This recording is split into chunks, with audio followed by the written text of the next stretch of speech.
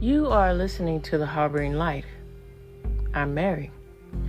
I give a conservative spin about the world around us. So, I will link social media, using social media as a form of a way to be olive branch for all of you to communicate questions, comments, concerns, feedback. The best way to do that is either through Substack or email, and they will be listed for you.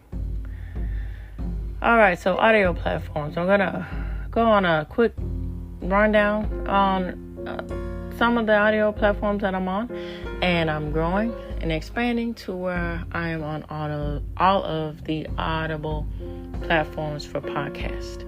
So, interesting enough, I'm on Audible, Amazon Music, Spotify for podcasters, Overcast, Pocket Cast, and Google Podcasts, just to name a few. All right, so this episode is about the urban legend of the Vanishing Hitchhiker. Let's dive in.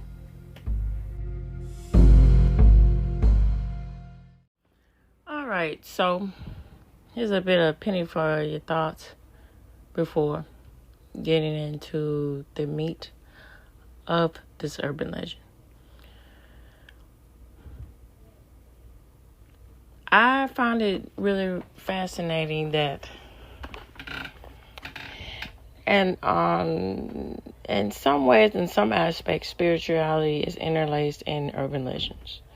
So particularly with this urban legend of the Vanishing Hitchhiker, to some degrees and in some aspects of the world and some versions of it, from what I'm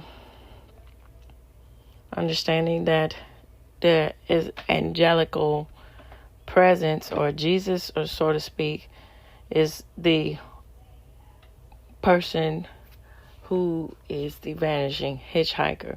And it goes to the proverb of the aspect of you never know who, always be in good graces and always lend a helping hand and always be understanding and,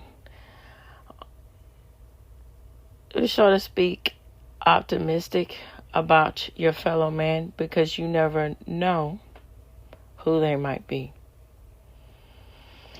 And it also taps into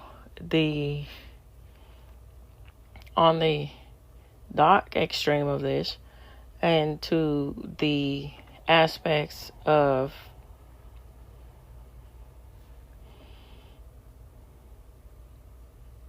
being trusting and being open-minded could be your default. And all of these, to close things up and to add on to this with that sweet little topping to finish things out.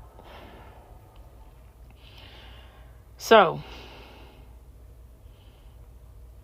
the aspects of Paradise Lost, to put this in mind.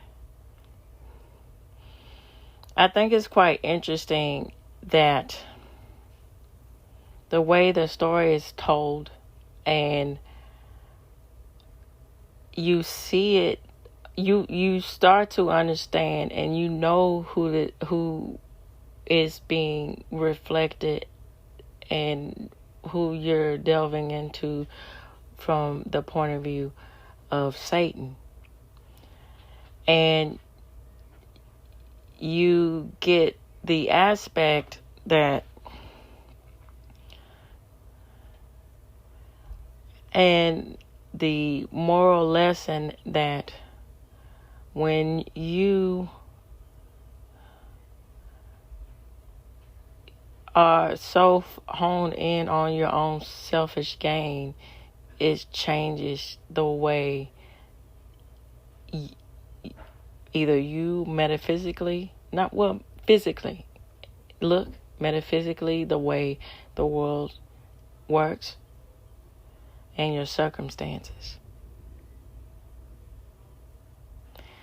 And I think that's also a linking idea that is factored into the aspect and the thought process and the conversational aspect of thinking about the vanishing hitchhiker on top of all other themes that are presented and are thought about when this particular tale comes up. All right, so here we go. The Vanishing Hitchhiker is a classic urban legend that has been told and retold in many different forms for decades. The basic premise is this. The story involves a hitchhiker who is picked up by a driver, only to disappear from the vehicle before reaching their destination. The hitchhiker is often described as a ghost or supernatural entity, and the story is often told as a cautionary tale about the dangers of picking up strangers.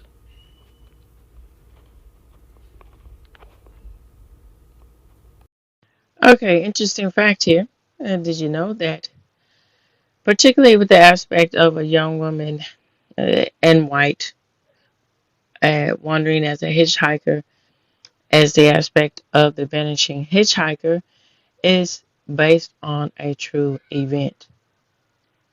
All right, here we go. Most North Carolinians know the story of Lydia's Bridge in Jamestown. However, many have mistaken it for the old graffiti covered railroad bridge that goes over Main Street, completely unaware of the real Lydia's Bridge that was shut down years ago. And while the legend of Lydia, the hitchhiking ghost of a young woman wearing a white gown who appears beneath the bridge where she died so many decades ago, it's quite well known, many don't realize the legend is rooted in a real life tragedy that occurred beneath the bridge in the 1920s. Historians and paranormals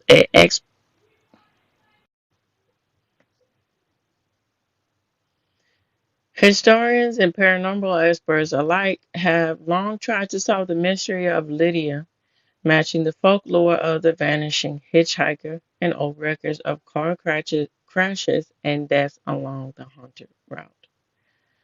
But how did the real story of Lydia get lost, and why is her real bridge now closed to traffic? It is because too many people saw her spirit along the roadside.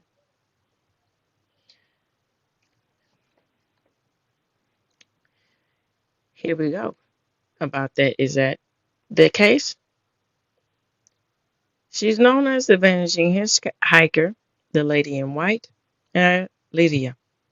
So the story begins with a young man driving down a winding road through Jamestown late at night. It's well after midnight on a foggy night, and his eyelids are growing heavy as he makes the trek back to High Point. Though the rainy mist Through the rainy mist, he just barely sees the ghostly white figure of a pale woman in a white dress, standing beneath a curved bridge and waving her long, thin arm in the air. He pulls over to give the mysterious hitchhiker a ride. He makes small talk with the woman, who answers his questions in solemn whispers and seems hauntingly sad. Her home is in High Point. When they arrive at her home, he gets out of the car to come around and open her door, but when he gets to the passenger side, she's gone. Assuming she had simply rushed into her home, he goes to knock on her door to make sure she got in safely. Instead of the Lydia, a very old woman, answers the door.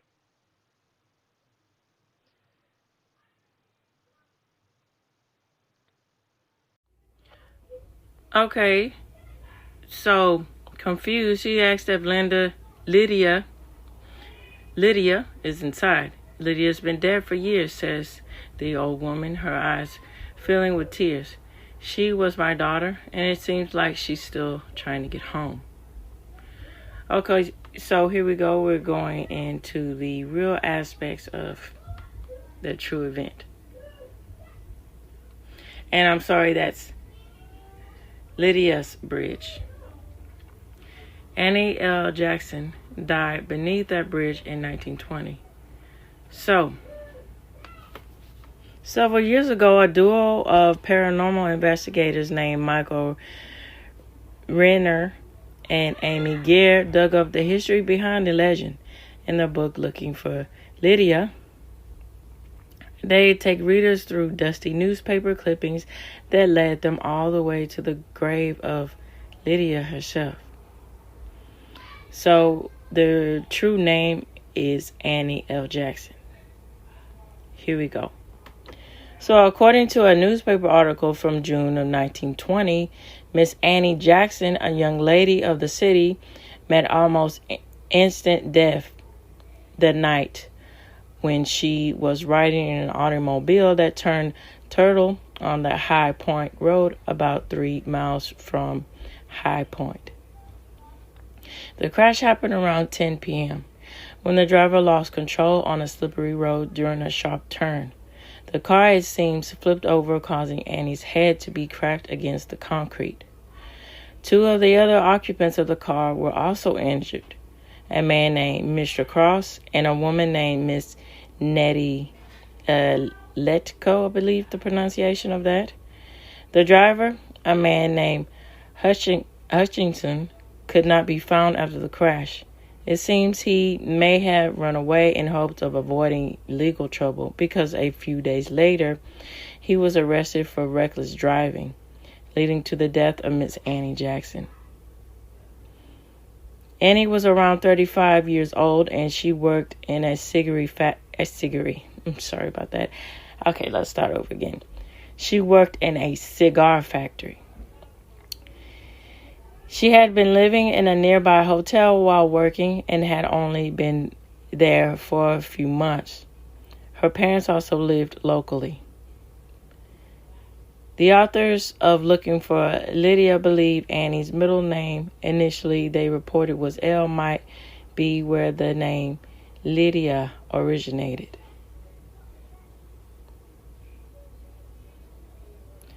Today, Annie is buried in Holt Chapel Cemetery in Greensboro.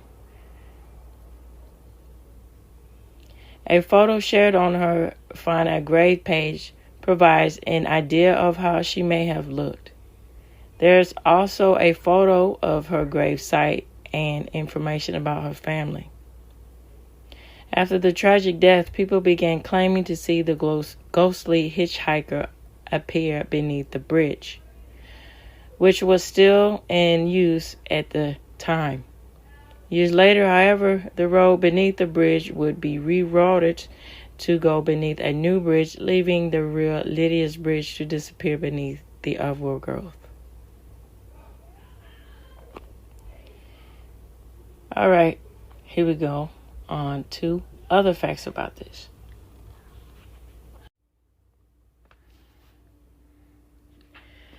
Lydia's Bridge was built in 1916, just a few years before Annie Jackson's tragic death in 1920. According to officials, the original Lydia's Bridge was abandoned for decades after a new bridge was created around 100 meters away. And also, according to the source that I'm reading from, they're sparking new life with this bridge. So according to town officials, a new pedestrian walkway is slated to open and allowing the public access to Lydia's Bridge. Hold on, baby. They hope to begin offering programming and events around the bridge. honoring both the legend and the history that has deep roots in their town's past. The town worked hard to ensure the bridge would be saved rather than filled in and lost to history. Mommy.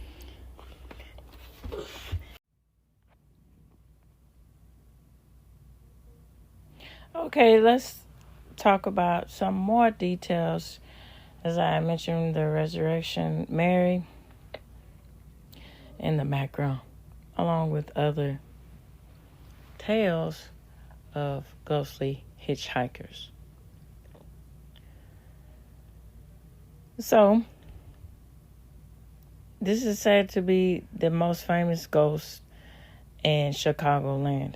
The story begins with another winter night in 1934 when a young girl was killed in an auto accident while on her way from the O. Henry Ballroom on Archer Avenue in Justice, Illinois, which is a suburb of Chicago. 5 years later, in 1939, a cab driver picks up a young girl in a white gown on Archer Avenue. She sits in front of the seat and instructs him to drive north on Archer. After driving a short distance, she suddenly tells him to stop and simply vanishes from the cab. The cab is stopped in front of a Resurrection Cemetery where the girl is buried. According to 1977, an account of a woman may have seen Mary locked inside the iron fence in the cemetery. Reportedly, the metal bars bore the imprints of her hands. According to the Northwest Indian Society of Ghost Research, the girl's name was actually Elizabeth Wilson, and the cemetery she's buried in is actually called Ross Cemetery. Okay, here we go. Red-headed hitchhiker of Route 44.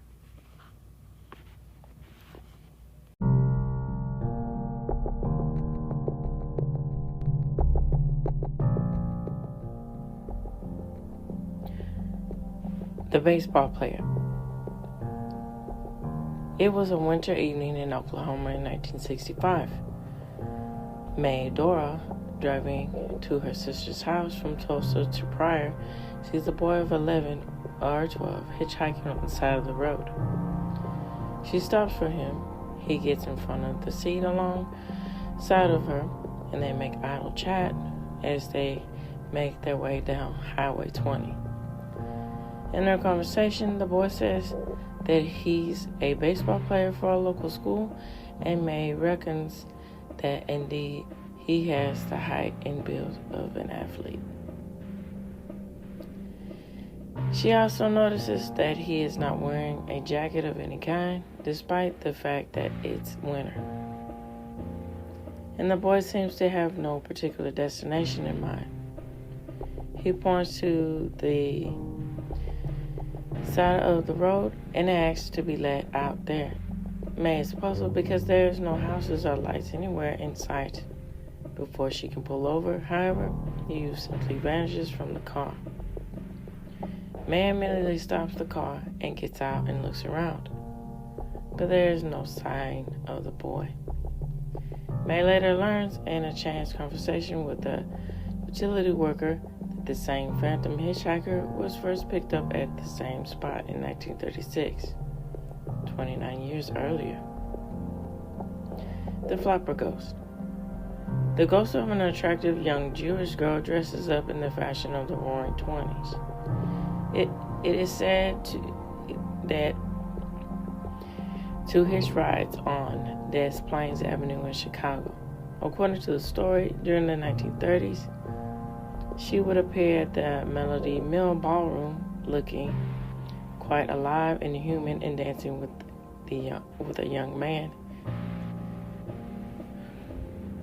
She would ask for a ride home, then ask to be dropped off at the Jewish Waldman Cemetery, saying she lived in the caretaker's house. The girl would then dash into the cemetery and vanish among the tombstones.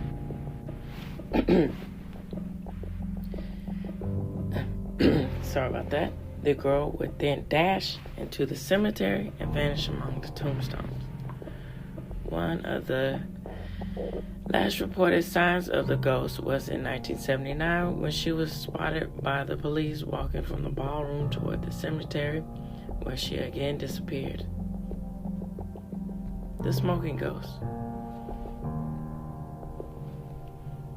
On a night in February 1951, a British officer stops for a fellow soldier hitchhiking on the road. The stranger is dressed in a Royal Air Force uniform, and after he gets into the car with the officer, asks if he can bum a cigarette.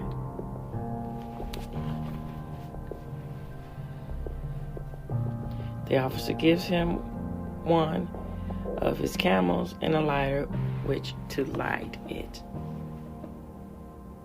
In his peripheral vision, the officer sees the flash of the lighter, but then turns his head and is astonished to see that his passenger had vanished into thin air.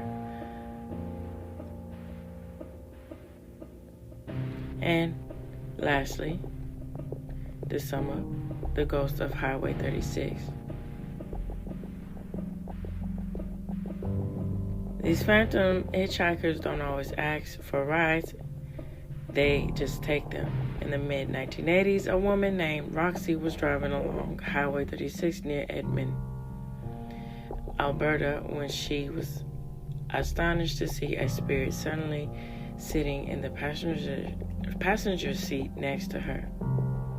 It's quoted, "I realized he wasn't flesh and blood, but needless to say, I was scared. He appeared in shades of black, gray, and white, and as if a black and white movie was being projected into my car. His attire," she said, was from the previous decade, and she was able to describe him clearly. Black turtleneck, black pants, leather boots, blonde chin-length hair. He turned, smiled at her with a small wave of his hand, and disappeared. So, what do you guys think about these stories and the aspects and the psychological aspects along the lines of that, of why they are part of popular culture and part of mainstream? Just the aspect of ghostly storytelling about the cornerstone of the aspect of doing what's morally right and supernatural effects, turning that fate into the question of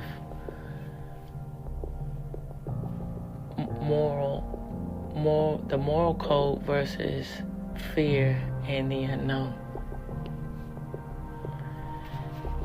All right, so questions, comments, concerns, of course, feel free to email me and give me your thoughts about what you think about urban legends. Either email me or follow me, make comments on Substack. It would be greatly appreciated. Tune in, turn up, and definitely take care. Bye-bye now.